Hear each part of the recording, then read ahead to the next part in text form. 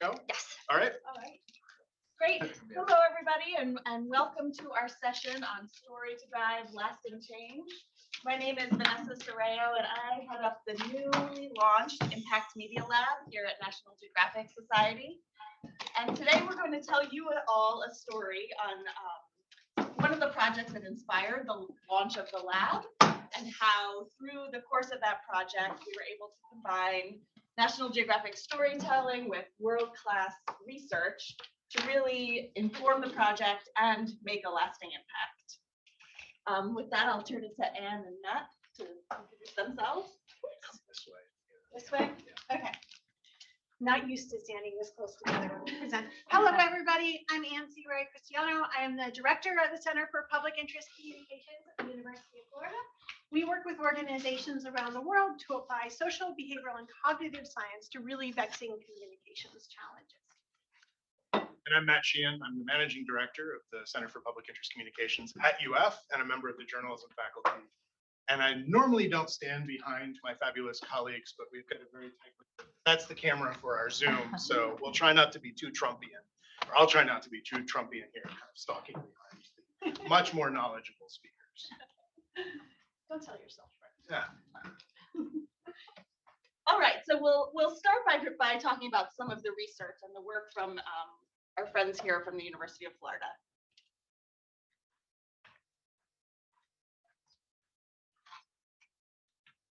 Yeah, okay, so sorry. We're excited to join you today. We've had the pleasure of coming to many Media Impact Funders events in the past few years, present to a couple of them some various frameworks that we have developed at the center. And we're really excited to be joined today by Vanessa, who has taken what we've pulled from the research and kind of applied it to the approach that she has. So it's fun to see things get translated from the peer-reviewed academic journals that we then translate for the field that then get actually applied. So today we're going to go through the Florida Wildlife Corridor kind of project, in which Vanessa was intimately involved. We found out about toward the latter end of it, and kind of have, today we're hoping to affirm what they did in that campaign with what the research tells us in the frameworks from public communication. So we always like to take a very pragmatic approach, and we want to kind of level set with you all today that we owe it to our causes and whatever we're working toward, whatever new world we're trying to build, that we need to move beyond just the people like us. The choir, if you will, to use that kind of segmentation as it comes along. So in public interest communications, of which Anne will introduce and talk about in a second, we take a very pragmatic approach. And we're going to talk about that pragmatism today. And it both be inspirational with beautiful images, but also kind of rooted in that pragmatism. Great, thanks, Matt.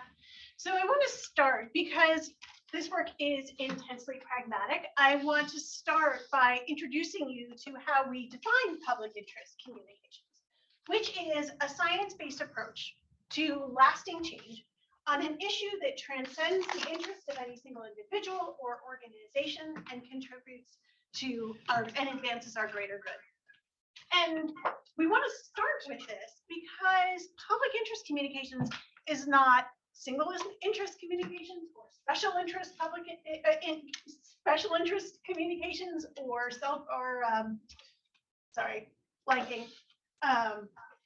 Anyway, moving on. This is a way of thinking about how we use the science of communication to advance the greater good in a way that benefits everybody. So offering that, because it may be new to some of you. You may be familiar with public relations or marketing or journalism as forms of strategic communication. But we believe that if you bring science and systems thinking and storytelling together, you have an opportunity to advance the greater good in a way that none of those other disciplines allow. So a lot of the insights that we talk about in our work in espousing the values of public interest communications may seem familiar to you if you're familiar with some of the other disciplines that Anne mentioned, like ethnography, systems thinking, journalism, public relations, marketing. a lot of the insights that we share are being used right now by others, but often it's being used best by those who are communicating in their own interests or their special interests. And the truth and the public deserves better advocacy. So that's kind of why we get up every day in the morning to bring it in. Public interest communications might be a little bit different from other forms of storytelling or communication that you're familiar with, because we strive to be as much as possible evidence-based. So all of our insights are rooted in peer-reviewed research from behavioral, cognitive, social, and communication sciences. We like to say that we spend all the time in the library, so you all can actually go out and do it.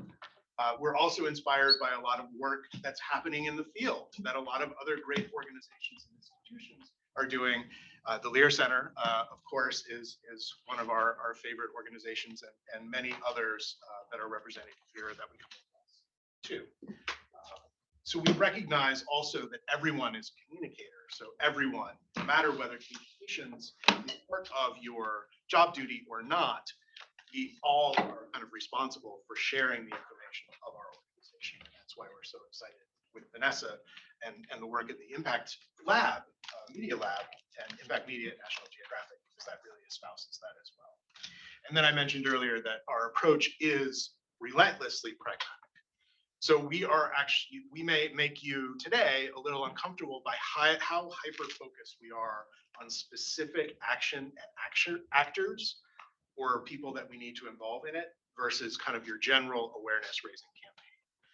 You might be familiar with our work that one of the seminal pieces that Anne and our colleague Annie Neiman wrote for Stanford Social Innovation Review was the piece called Stop Raising Awareness Already. And awareness building kind of gives us the heebie-jeebies. So We actually wanted to call that article, "For the Love of God, Can't We All Please Just Agree to Stop Raising Awareness?" editors, right?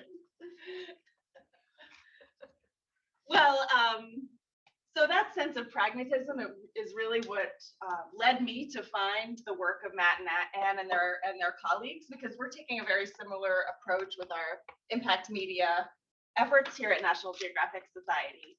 And we also have a definition, because that impact media is something that's used loosely and could mean many different things. For us, it means strategic storytelling that reaches targeted audiences to achieve measurable social and behavioral change. Keyword measurable. So we're very much focused on goals and our audiences, and then how do we measure success. As I said, so this idea of impact media, and in fact measurable impact media, has been part of National Geographic since our founding. And one early example that I like to mention is in 1916, when the magazine's first editor, Gil Grosvenor, dedicated an entire issue of the magazine to advocate for the National Park Service, and was successful. So that idea has carried throughout our history, but it's been applied very sporadically. Certain individuals or explorers really latch onto it and are able to harness that power. So what we're doing now is dedicating an entire initiative called the Impact Media Lab to this effort, to harness that power of our storytelling to help our National Geographic Society nonprofit mission and the programs that we support succeed. And the other exciting thing that is part of the lab is that we have a science component where we'll be collaborating with colleagues like Matt and Anne and other social scientists to really study how media makes an impact, and to inform our work as the storytellers, and also to use our work to help to further the science. So you can see here how our three components will work together. We'll have the art, the creative storytelling, we'll have the science component, and then we'll also be using what we learn to help to do trainings and workshops and help advance the entire field of impact media. And the story one of the projects that really inspired the whole creation of this lab was the project Saving the Florida Wildlife Corridor. We and the Impact Media Lab partnered with our explorer and photographer Carlton Ward, who is an 8th generation Floridian and has been working in conservation, wildlife and landscape conservation in Florida for his entire life. And he specifically, at this point in time, was working to advocate for the creation of a protected landscape up and down the entire state, connected protected landscape up and down the entire state, called the Florida Wildlife Corridor. And for this project, he had already built a certain amount of awareness. He had, people were aware of this issue, engaged, interested, even supportive, and we came in at a really pivotal moment when the act was being the Florida Wildlife Corridor Act was being presented to the Florida legislature, and we really needed to inspire them to sign the act and to support it. So I'll show you the intro to the film right now.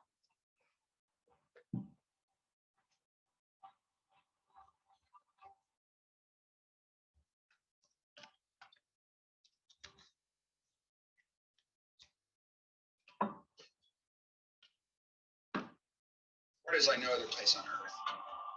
It's the land, it's the water, it's the people, and the Florida Wildlife Corridor is the backbone that connects it all.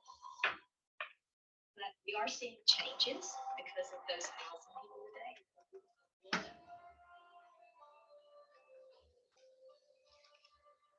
We have to maintain that our environment in the state of Florida is our #1 priority. Without it, we do not have healthy water. We do not have just people don't come here.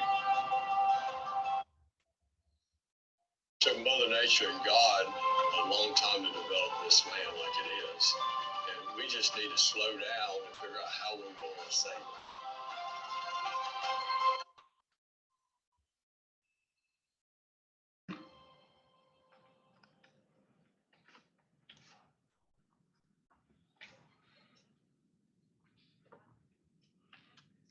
So that introduces the film, and through the rest of this conversation today, we'll show you how we were able to incorporate the social science and research into our creative decisions. Thank you, Vanessa. So we're excited about this film and this effort as kind of a test case of applying some of these pragmatic approaches to public interest communications. We have to acknowledge through our deep discovery, and if you approach any challenges through systems thinking, you know that everything that we're surrounded by is in essence a system. And everything that happens and is occurring right now is a result of a system. And if we follow the best systems thinkers, we're inspired by Donella Meadows, a now past expert and kind of grand doyen of this field.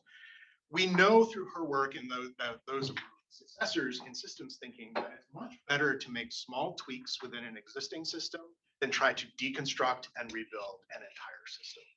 So that is what we do from day one in a public interest communications approach, that if we acknowledge that every system is perfectly designed to yield the results that it produces, and we're not happy with what's happening now, can we do that intentional discovery of finding where we can make that small tweak that can have that outsized change? And we believe that the Florida Wildlife Corridor effort through this film with Impact Media by Carlton Ward and the other collaborators in Florida, by making that intentional focus that may seem really small to folks that take a more traditional approach of change media, can have that outside effect. So we want to make sure that we are kind of aligning everything. And we want to make sure that everyone that is helping us with that effort is clear on what that is. And I'm sure you have never experienced an organization or a system where you have one idea and somebody else may have the same idea while all working together, right? So it's that sort of clear definition to make sure that all of your interests, we all have limited time, resources, and energies to accomplish our goal.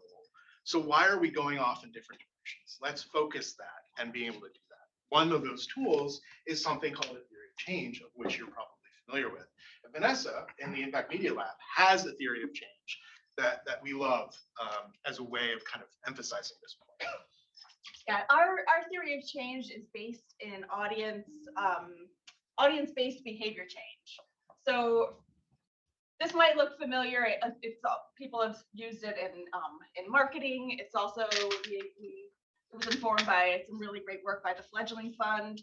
But in general, what this says is that for each project, we think about our audience and where they are in respect to the ultimate change goal.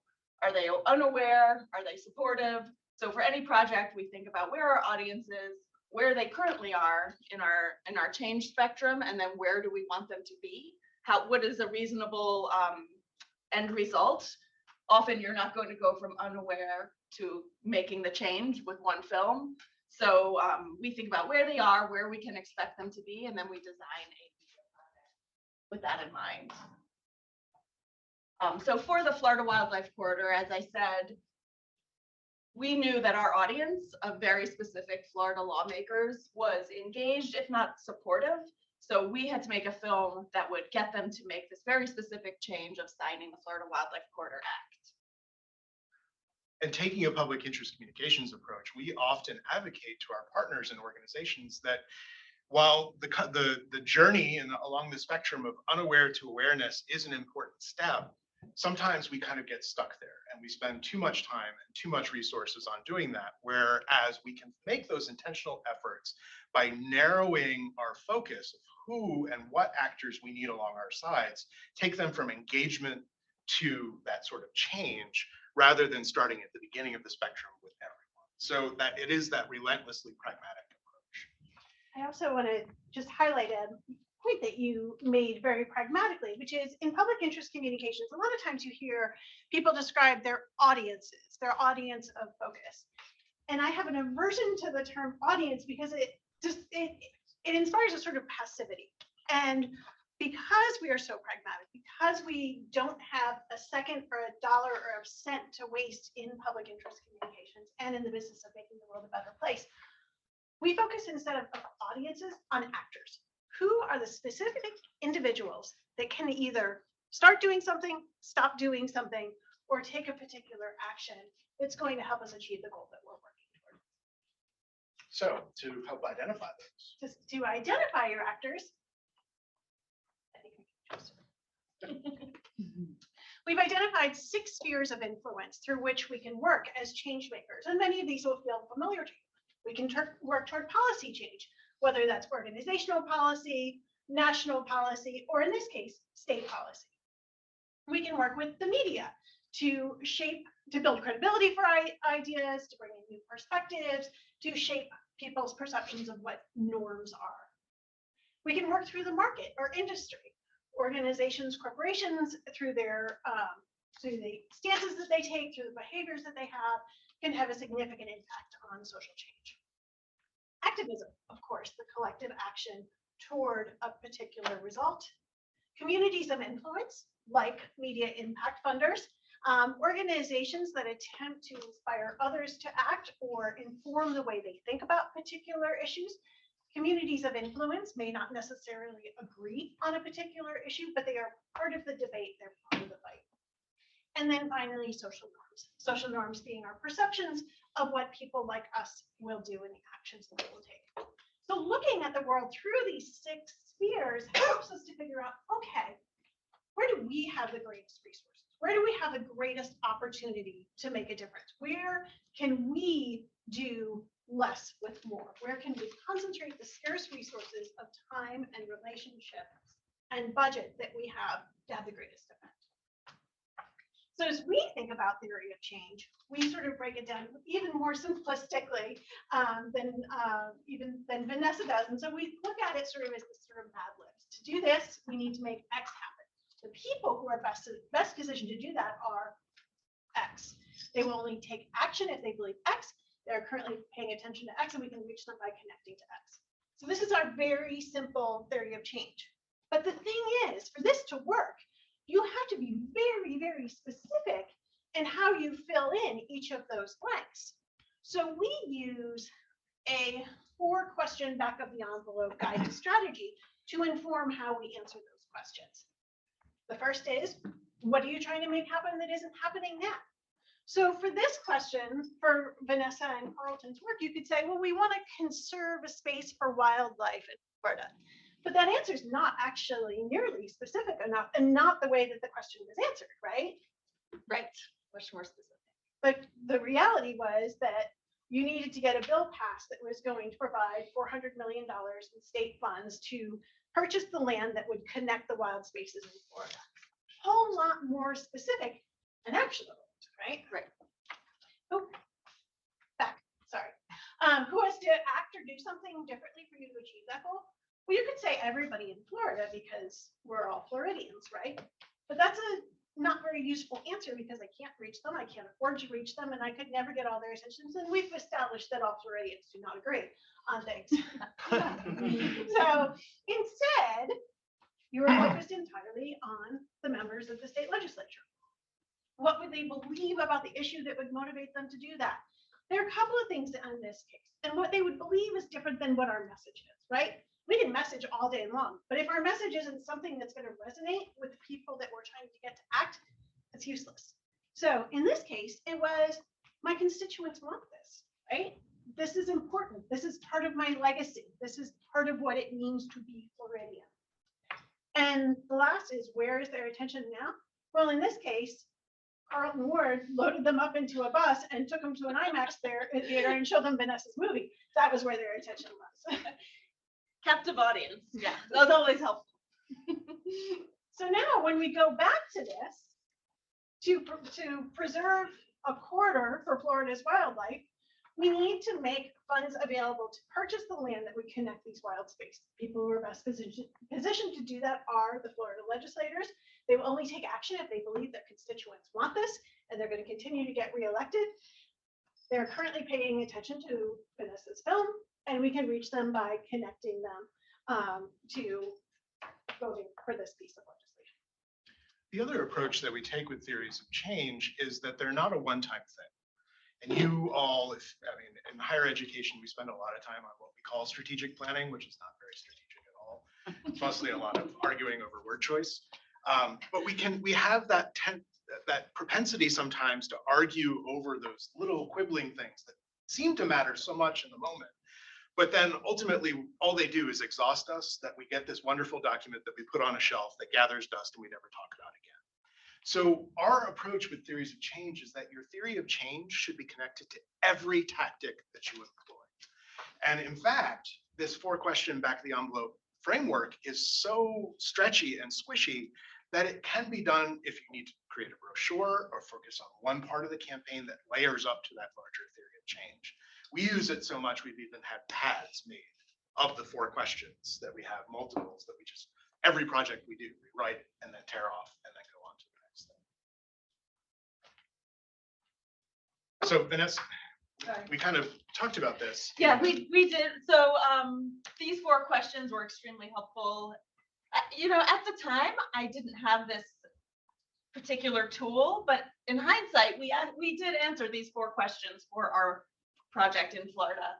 And what's really interesting, and what we'll show you in a second, is how having these answers about the specific action we want to make true, who our audience is, and then especially that last question of what do they need to believe, that changed our entire approach to the film and made it not the traditional conservation film at all. In fact, it was very different characters, different narrative, and different emotions than your typical conservation film.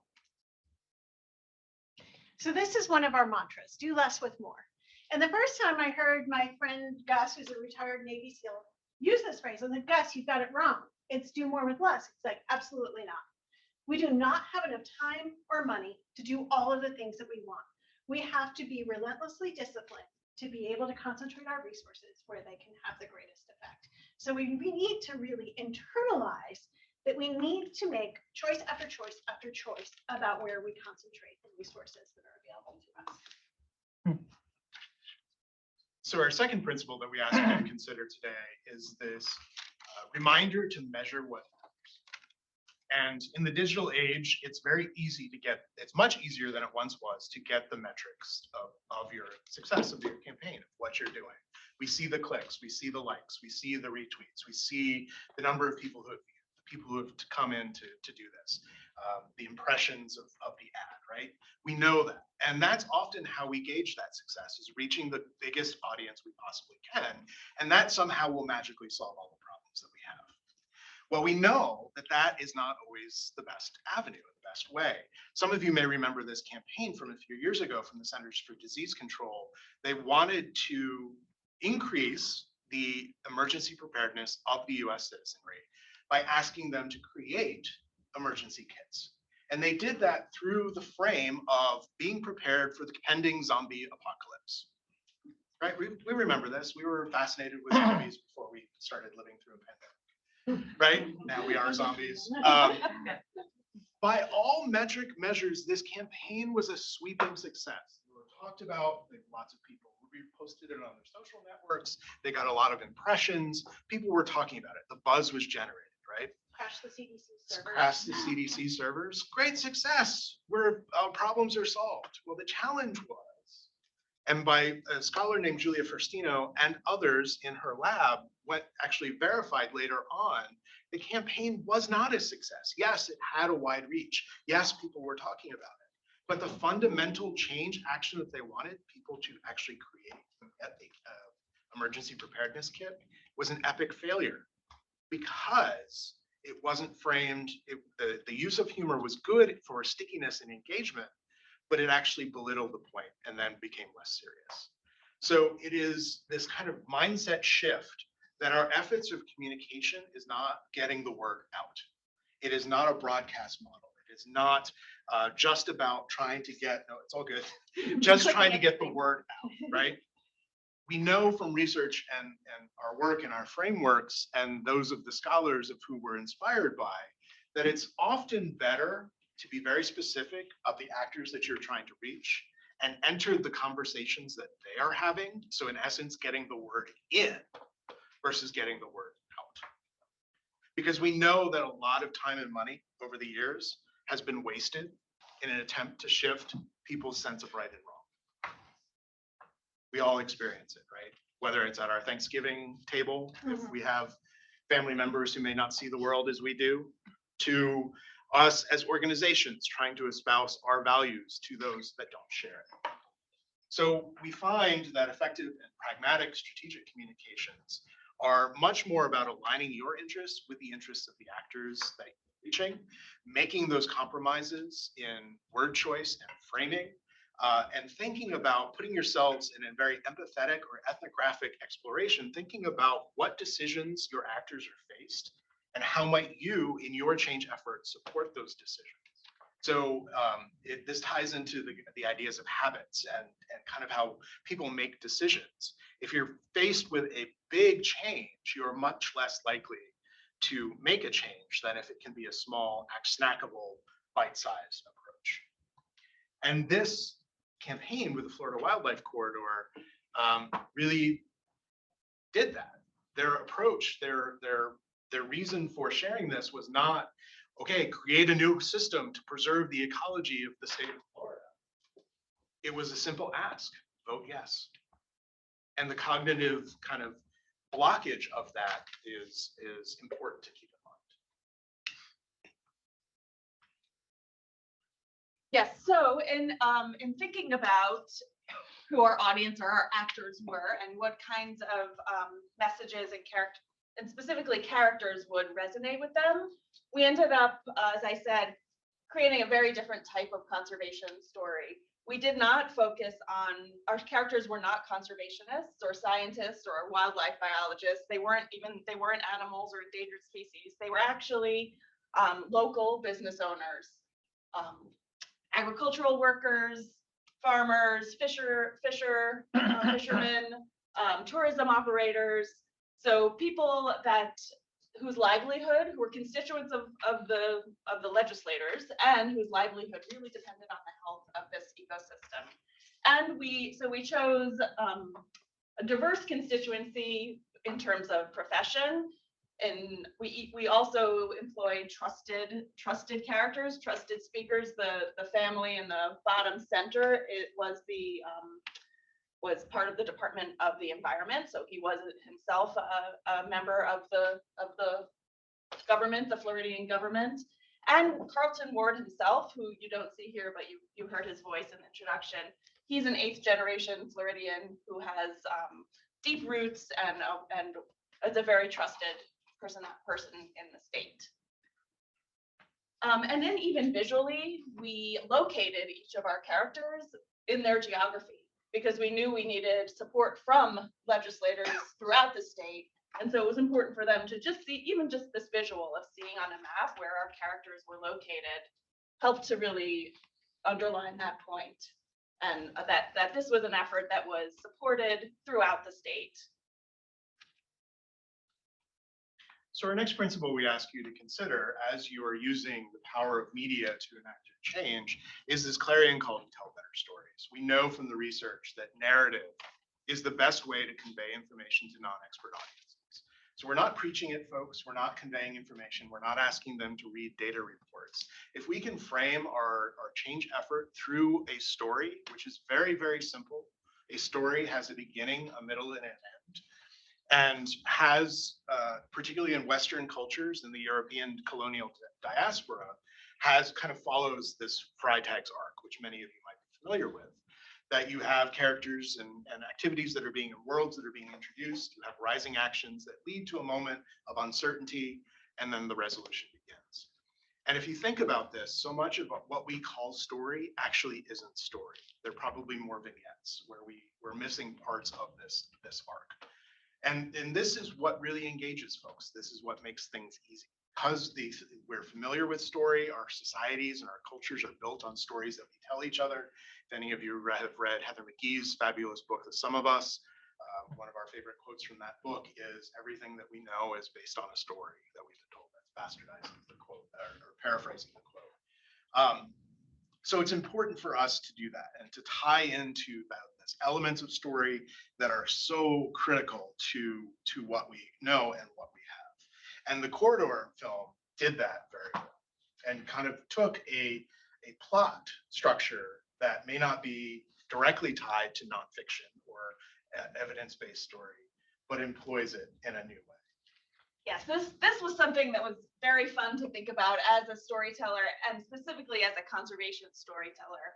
I would say the vast majority of conservation stories, whether they're films or newspaper articles, are basically a tragedy, the tragedy plot. And we did not want to do that. So instead we chose the plot called, it's called Overcoming the Monster. And our actual hero was not in the film. We put the audience in the position of the hero who could actually solve this problem. So let me show you how we set that up here. We as Floridians have a unique opportunity to build on an incredible legacy of conservation. 27% of Florida is public land. But the thing is, that's not enough. We've done a tremendous job over the past 50 years in setting the pace for conservation in Florida. And now we need to finish that journey because we're fighting a tremendous onslaught of development. 100,000 acres a year lost to housing, and to roads, and to shopping malls. By 2070, if development continues at the same pace, we're projected to lose 5 million acres of rural and natural land in the state of Florida. And that's nearly all the missing links in the Florida Wildlife Corridor. We don't protect the corridor now. Most of our state parks and national parks are going to be islands surrounded by development. And that's not a world I want my kids to inherit. So you see from that clip, we introduced this monster of unchecked development, and then through the course of the film, we hear from our characters about the importance of protecting the natural landscape. But the hero, as I said, is the lawmaker, the audience member who's watching, and so the film doesn't end. The ending takes place actually after the film with the passage of the Florida Wildlife Corridor Act. That was an interesting way that we were able to approach story in a different way to really intentionally motivate and inspire our specific audience. The other thing that we loved about this film was how you used emotion. And a lot of times in this space, we see lots of use of sadness, of fear, of anger, trying to evoke these really unpleasant, intense, negative emotions. And what we know from the science is that when we are exposed to those emotions, we typically check out. We don't want to feel bad. We've spent the past 2 years feeling really, really bad. But what you did so beautifully in this was evoke the emotions that are associated with action. Pride, awe, which opens us up to new perspectives and increases our willingness to work together. Hope, which is associated with action more than any other emotion. And that incredibly powerful emotion of parental love, which we respond to regardless of whether we're parents or not. I loved that quote from Carlton where he talked about preserving this legacy for our children. So this is your cheat sheet for intentional emotions and how emotions are associated with particular actions. This is highly simplistic. There's a lot more science here, but this is a running start. Yeah, so this piece of research was just so helpful for us when making this film. And as Anne said, we wanted to steer away from the more negative emotions and really intentionally choose to highlight and to evoke emotions that would inspire our audience to take action and to feel motivated. So here's a clip that shows how we did that. When I started out trying to tell these stories, I was doing it for the Bears and the Panthers, and now I realize I'm doing it for my kids.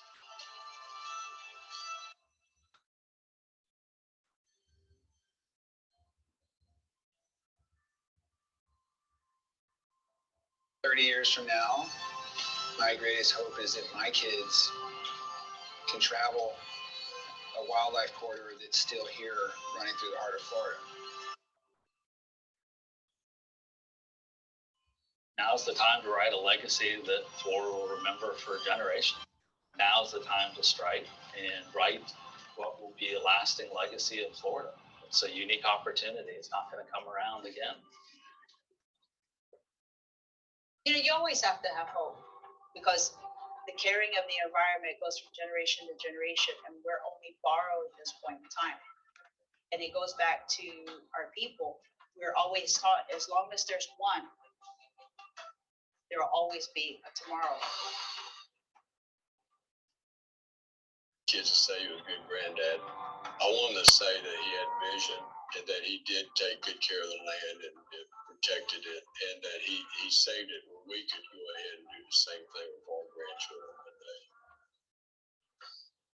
We have the ability in the state of Florida right now to not only to be our legacy, but what we did in our life to save these wild places and turn Florida around, but we can be the model for the rest of the planet.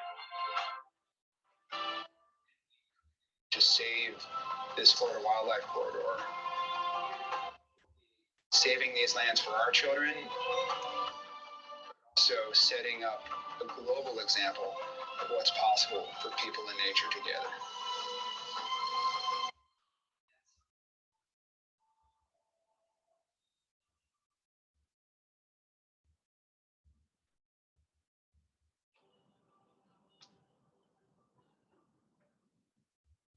So you can see we had each of our characters talk about their feelings of leaving a legacy, providing for their family in the future. And we knew, I mean, I still watch that clip and get goosebumps. It's a little bit teary because, and we knew that our audience would feel the same. It's these universal human emotions that really do inspire you to take action. Speaking of action, we want to spend a moment on making calls to action actionable, because we see a lot of really terrible calls to action in our sector. Things that aren't particularly satisfying, like follow us on Facebook, or stand up for manatees, or Ukraine, or any issue, the issue that you're trying to move people at. I don't even know what it means to stand up for an issue. What do you actually want me to do? So great calls to action are meaningful. And they're useful, they're specific. They show me how what I'm doing is actually going to address the problem. They're achievable, or at least it feels achievable to me. And they generate a sense of pride that's connected to identity. And so and they're normal. It appears that other people like me are doing this same thing. There are other elements of great calls to action, but again, this is a running start, and we loved how clear the call to action was for this community. And one of the things that is really helpful when your group of actors is as narrow as yours was, it makes it a lot easier to hit all of these points in meaningful call to action. And right, our call to action was very simple. Sign the Florida Wildlife Corridor Act. And happy to report that it worked. Both the Florida House and Senate passed the bill unanimously. It was signed by the governor, and it was generously funded. It unlocked $400 million of funding to actually purchase the land needed. And then that was just in the first phase. It's still continuing to get funding and support. So very clear call to action. Our film was made specifically for this audience to result in that call to action. And we were able to use the research and understandings from Anne and Matt and other scholars to really inform our film. Great. So with that, we're happy to take your questions and observations, but we really want you to think about these principles as you develop your projects. Connect everything to your theory of change. Start out by knowing exactly what it is you are trying to achieve in as specific a way as possible. Measuring what matters. There are 140 members of the Florida legislature. A film that has 140 views may not feel super successful, but in this case, it sure was. It changed everything. Identifying and highlighting characters that are going to resonate with the actors, people who we are going to see, who your actors are going to see themselves in. Really connecting the cognitive benefits of stories. Great stories change us. Great stories make lasting difference. We learn everything through story. So story is the best tool we have. Invoking emotion with intention, being really disciplined about the emotions that you are choosing to invoke and choosing the ones that are associated with action. And finally, making those calls to action super actionable, using what science tells us about what makes sense. So all of our slides and additional resources are available at this URL or the QR code, getscienceofstories.org/MIF 2022. We'll be happy to introduce you to many of the frameworks that we just briefly touched on today, and also make connections for you for all the other fabulous folks that are doing work in this space. There's a lot of insights that are available in the academic research that are not particularly approachable. So our center, among many others, like the Lear Center and others, really try to help that. And of course, we've got a fabulous masterclass here with the Impact Media Lab. But I think our approach also is that you don't have to have the resources and the talent of National Geographic to also emulate many of these things. You can do it whether you've got a Nat Geo level filmmaking crew, or if it's just you on your cell phone. If you deconstruct to these principles, your efforts can be just as successful. Thank you all for your time today.